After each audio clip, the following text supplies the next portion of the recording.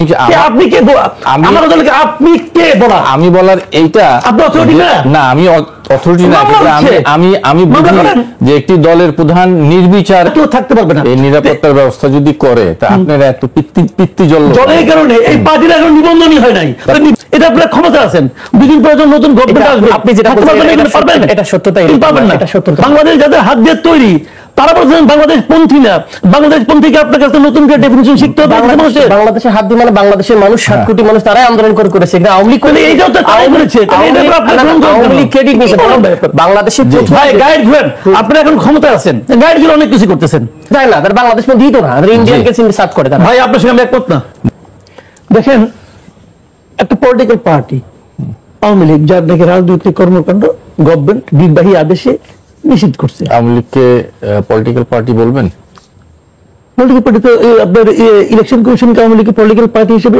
তার নিবন্ধন স্থগিত করছে কিন্তু বাতিল করে নাই হ্যাঁ স্থগিত করলো কেন করছে বাতিল করলো না কেন বলেন বাতিল করলো না আপনি বাতিল করেন না এই কারণে বাতিল তো ভাই বাতিল তারা স্থগিত করছে কথাটা খেয়াল করেন Awami League very much a political party fascist political party সেটা আপনি বলতে পারেন না সেটা আদালত যখন বলবে তখন আমি বলবো তার আগে বলবেন না তার আগে বলবো তার আগে আপনার মানে বিচার বিবেচনা নাই না আমি আওয়ামী লীগ বলতে শেখ হাসিনাকে বুঝি না আওয়ামী লীগ বলতে সারা দেশে আওয়ামী লীগের যে অসংখ্য নেতা কর্মী সমর্থক আছে আমি তাদেরকেও বুঝি তাদেরকে বুঝুন এবং এই আমি বহুত আওয়ামী লীগের চিনি যারা শেখ হাসিনাকে ঘৃণা করে আগেও করতে এখনো করে তারা আওয়ামী লীগ একটা দলকে ভেরিস করে দিবেন আওয়ামী লীগকে কর্পূর উড়ে দেবো না উড়ে তো যাবে না আপনি কে আমার দলকে আপনি কে বলা আমি বলার এইটা আপনি অথরিটি না আমি অথরিটি না আমি বুঝি যে একটি দলের প্রধান নির্বিচারে শত শত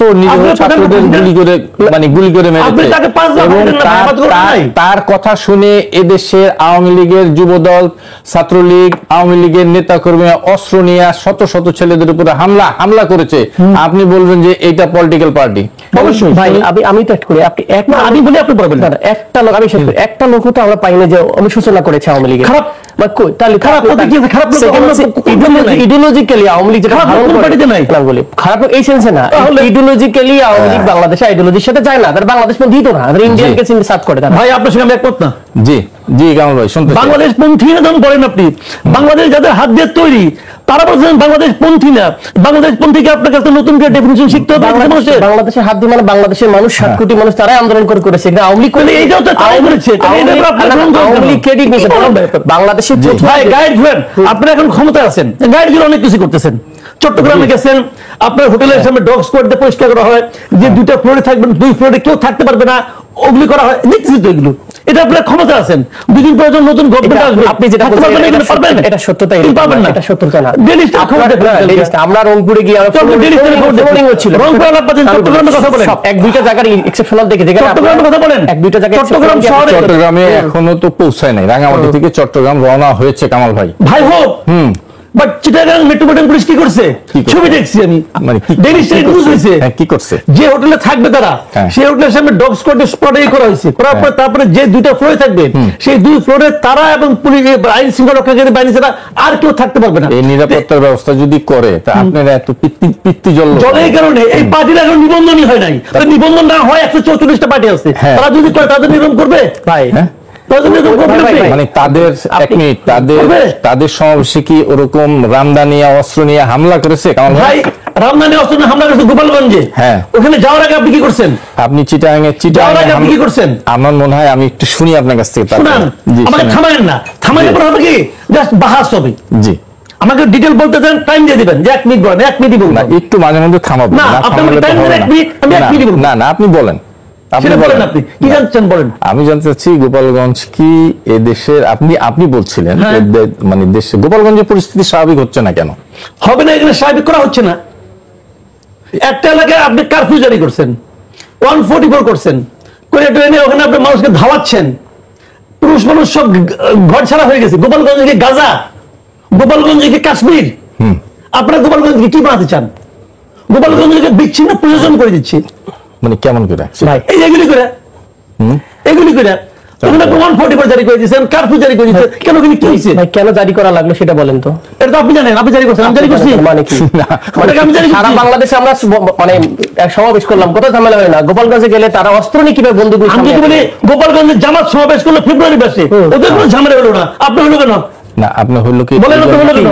মানে আমাদের তো হয় নাই, জামাতের হয়েছে কিনা সেটা আমরা আমার বিষয় না, আমি তো জানি, হয় নাই। আমাদের ইস্যুটাকে আপনি হলো কেন? কারণ আপনি যাওয়ার আগে বলে গেছেন, আপনি লোকজন বলছেন যে জাপানের ঘরে যাই নিয়ে বঙ্গবন্ধু সমাধি ভেঙে ফেলবেন। না এটা এটা এটা আমি এটা কোথাও দেখি নাই। ফেসবুকে আপনি ফেসবুকের কথা কি আপনি যোগাযোগ আছে? ভাই আমি আজকে কি ভাঙছে না বৌদ্ধসম্মত যেভাবে ভাঙুক, আপনি আমাকে ফেসবুকে যেখানে শেখ মুজিবের জন্ম হ্যাঁ। সেখানে দাঁড়িয়ে আপনি বলতেছেন, ওখান থেকে বেরিয়ে এসে বলতেছেন হাসনাত আব্দুল্লাহ যে শেখ মুজিবের জন্মস্থানে দাঁড়িয়ে বলেছি মুজিববাদ মুর্দাবাদ। আমার কথা হলো কি, এইটা বইলা হাসনাত আব্দুল্লাহ বোঝা গেল যে এইটার জন্য লিখেছিলেন বলার জন্য, বাট এইটা বলে জাতির কি লাভ? আমি একটু শুনি, মুজিববাদ মুর্দাবাদ একটু আমাদের কথা বলবেন, শুনি। বলে আপনি কি লাভ? আপনি বুঝেন না এই দেশে কি লাভ? এইটা হলো বিষয় না। আমি বলি আপনি যাকে ইয়াং এরা সবাই এদের তাকাবে সামনের দিকে, এটা পেছন দিকে না তাই কিছু করতেই পারে না। শেখ হাসিনা 17 বছর শাসন করছে, শেখ হাসিনা দুষ্ট খারাপ স্বৈরাচারী, তার বিচার আপনি করতেছেন করেন, আমার কোনো আপত্তি নাই। শেখ হাসিনাকে আমিও পছন্দ করি। এইখানে পয়সা শেখ হাসিনার শাসন আমলে আমি মাসুদ কামাল কি বলে গেছি, ফখরুল ইসলাম কাউজন আপনি জানেন, আলম কাউজন জানেন, আপনি জানেন আজকে যারা মহাবিপ্লবী তারা এখন কি করছে ওটাও জানি। জীবনে রিস্ক নিয়ে কথা বলছি, শেখ হাসিনাকে আমি পছন্দ করি না, কিন্তু আপনি শেখ হাসিনাকে সমালোচনা করতে যায় বলবেন যে বঙ্গবল্ট, আমি যে আমার কাছে আছে দেখাবো আপনাকে যে বঙ্গবল্ট কবরে এবার কিছু একটা হয়ে যাবে।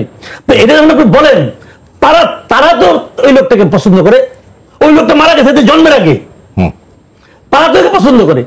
তো পছন্দ করলে তারা যদি মনে করে যেভাবে তার বাড়ি ভাঙছে 32 নম্বর, সে এটাও ভাঙবে, তারা যদি আবেগ আপ্লুত হয়, তারা এরা মনে করেছে আমি তারপরে যাব আমাকে ফুলের মালাতে বরণ করবে, এটা হয় না রে ভাই। আবেগ আপ্লুত হয়ে আপনি সমাবেশে হামলা করে তছনছ করে আগুন ধরে ভাই দিবেন। কি করছেন আগে তো আমার নিয়ন্ত্রণ নেই, ওটা আমি করি নাই।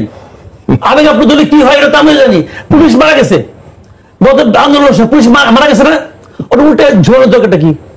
ও তো মরে গেছে। এটা তো আমিও বলবো যে এটা তো আমি করি না, আমি তৈরি বলছি ওইটা তো কোনো ধরন না, এটা তো কোনো ধরন না, এগুলো ধরন না। বাট আমি বলতে চাচ্ছি আপনি তো এই সংঘাতটাকে ইনভাইট করেছেন, কেন ইনভাইট করেছেন তাও আমি জানি ভাই এটা সত্য না, ইনভাইট করেছেন নির্বাচনটাকে পিছিয়ে দেওয়ার জন্য। না না ভাই আর কিছু না, এটা অসত্য ভাই, আমরা কেন ইনভাইট করতে যাব সংঘাতকে? আচ্ছা আমি একটু শুনি, নির্বাচনকে পিছিয়ে দেওয়ার জন্য। আতিক মুজাহিদ বলেন। উনি যে বয়ানটা দিল যে আমরা একসময় দেখতাম যে শেখ হাসিনা ভালো বাকি সবাই খারাপ, তাকে ভুল বোঝানো হয়তো। আজকে মাসুদ কামাল ভাই বলতেছে শেখ হাসিনা খারাপ বাকি লোকগুলো আওয়ামী লীগের ভালো। আসলে যে কোনটা ভালো কোনটা খারাপ এটা আমার একটা কোশ্চেন। সেকেন্ড হলো গোপালগঞ্জের লোক যদি মানে প্রোটেস্ট করার দরকার ছিল, তার অস্ত্র নিয়ে এসে প্রোটেস্ট করার দরকার ছিল না, ওনারা তো বলতে পারতো। আর এখানে ভাঙতে গেছে কোথায়? আমি আজকে আসার আগে ইন্ডিয়ান টাইমস পড়ে আসছি, বাংলা ভার্সন, আনন্দবাজার, এই একই বয়ান যেটা আপনি বললেন যে এখানে কবর ভাঙা হবে, এইরকম একটা প্রোপাগান্ডা যেটা ওনারা হাইপোথেটিক্যালি বানিয়ে ফেলছে এবং এই ছেলেদেরকে বোঝানোর চেষ্টা উস্কানি দিচ্ছে। আমরা এইগুলো না, আমরা কোনো জায়গায় এখন যতগুলো জায়গায় আন্দোলন হয়েছে কোনো জায়গায় হিট করেছি কেউ বলতে পারবে না। বরং আমরা গেছি হাঁটা অবস্থায় এক জায়গায় সমাবেশ করছি, চলে আসছে সেই এলাকায় কথা বলে, আমাদের 2 ঘন্টা বেশি ওইটুকু করি নেই। গোপালগঞ্জে আপনারা অন্য সব জায়গায় বললেন পদযাত্রা, গোপালগঞ্জে ঢোকার আগে মানে কর্মসূচি দিলেন মার্চ ফর গোপালগঞ্জ, কেন এই কর্মসূচি চেঞ্জ করলেন কেন? নামটা চেঞ্জ করলেন কেন? মার্চ পর আমাদের পদযাত্রাই ছিল, মার্চ পর হয়তো কেউ লিখতে পারে, আমার জানা নাই, যদি লেগে থাকে সেটা এই জন্য করেছে যে গোপালগঞ্জ আসলে স্বাধীন হয় না। আমাদের আন্ডারস্ট্যান্ডিং ছিল এরকম যে গোপালগঞ্জ দিয়ে খেয়াল রাখেন যে কোনো সময় তো অঘটন ঘটাতে পারে। যেমন ছাত্র দলকে এর আগে মেরে ফেলছিল আপনার এবং বিএনপির এক নেতা দলের তার মাকে, সে মায়ের সাথে দোয়া করার জন্য গিয়ে সে কিন্তু মৃত্যুবরণ করেছে আরেকজন সহকর্মীকে। সুতরাং এই জায়গাটা তো খুব ডেঞ্জারাস এই লেভেলের এই লোকজন, এবং সারা দেশে যেটা বলে সারা দেশে সব মনে করে তারা সেফ হোম, তাদের মনে করে যে এই জায়গাটা গোপালগঞ্জ।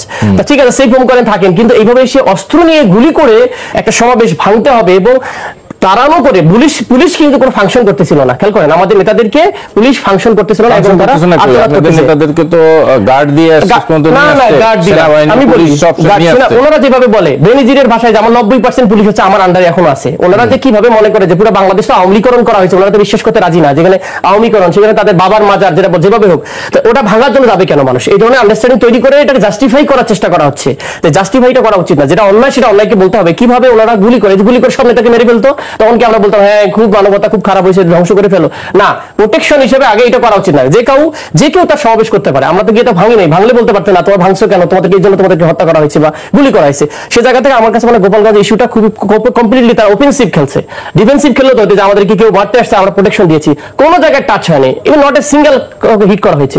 এটাকে জাস্ট পদযাত্রা, তো সেই জায়গাটাকে আমাদেরকে দেখানো হচ্ছে গোপালগঞ্জে তোমরা গেছো কেন, এটা তোমাদের দায়ভার, সরকারের দায়ভার, তোমার সরকার জানা সত্ত্বেও কেন তোমাদেরকে প্রোটেকশন দিল না। বিষয়টা এরকম না। মার্চ পর গোপালগঞ্জ হোক আর মার্চ পর খুলনা হোক, সমস্যা তো নাই, মার্চ তো মানে হাঁটাই, যেদিকে হাঁটা হাঁটুক, কিন্তু আপনাকে হিট করে নাই, কারণ আপনি জাস্টিফাই করে বলুন তোমাদেরই দোষ। তোমার শুরুতেই আপনাদের ইন্টেনশন ছিল যে গোপালগঞ্জে যাব, একটা বিরাট কিছু করে ফেলবো, এরকম একটি মানে ধারণা চেতনা নিয়েই যেন গেছে না, এইরকম কোনো ইন্টেনশন ছিল না আমার কাছে যেটা মনে হয়। আমাকে এটাকে ইন্টেনশনালি বানানো হচ্ছে, এবং এই যে ইন্টেনশনাল আরেকটা জিনিস কিছু বুদ্ধিজীবী আমাদের ভাইদের টাইনে নিয়ে সেটা হচ্ছে সব জায়গায় ইলেকশন ঢুকায় দেয়, যে ইলেকশন মনে হয় পিছানোর জন্য গোপালগঞ্জের ইস্যু ঘটনা ঘটানো হয়েছে। কেন এটা করা হবে? এটাকে দুই পার্সপেক্টিভে দেখেন। আওয়ামী লীগ নিষিদ্ধ ঘোষিত হওয়ার পর কার্যক্রম নিষিদ্ধ, ছাত্রলীগ আক্রান্ত করছে কারা? ছাত্রলীগের নেতারা। যে কটা ছবি দেখেছেন বন্দুক দ্বারা, কারা ছিল? উনি বলছেন নিষিদ্ধ ঘোষিত না, আওয়ামী লীগের যেটা অংশটা, সেই অংশটা তো গুলি করতে এসেছে। ওই জায়গায় জয়েন্ট সেক্রেটারি, ওখানকার সাধারণ সম্পাদক, তাদেরকে অ্যারেস্ট করা হয়েছিল, তারাই তো গুলি করেছে এসে, 3-4 জন তো বড় বড় রাইফেল দিয়ে গুলি করতেছে। তো এটাকে আপনি কিভাবে দেখবেন? কোনোভাবে এটা সন্ত্রাসী কার্যক্রম ছাড়া কি দেখি না। সেখানে আওয়ামী লীগের সব লোক ভালো, তাহলে গোপালগঞ্জের লোকগুলো আওয়ামী লীগ না? আওয়ামী লীগের সব লোক ভালো ভালো বলে নাই, আওয়ামী লীগের ভালো লোক আছে বলছে খারাপ, ভালো লোক তো সব জায়গায় আছে।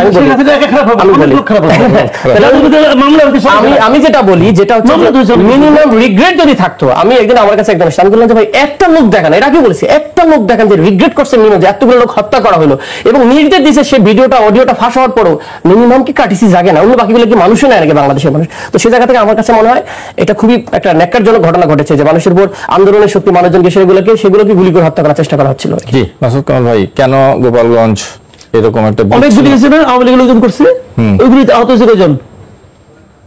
5 জন যে মারা গেছে, এগুলি কার গুলিতে মারা গেছে?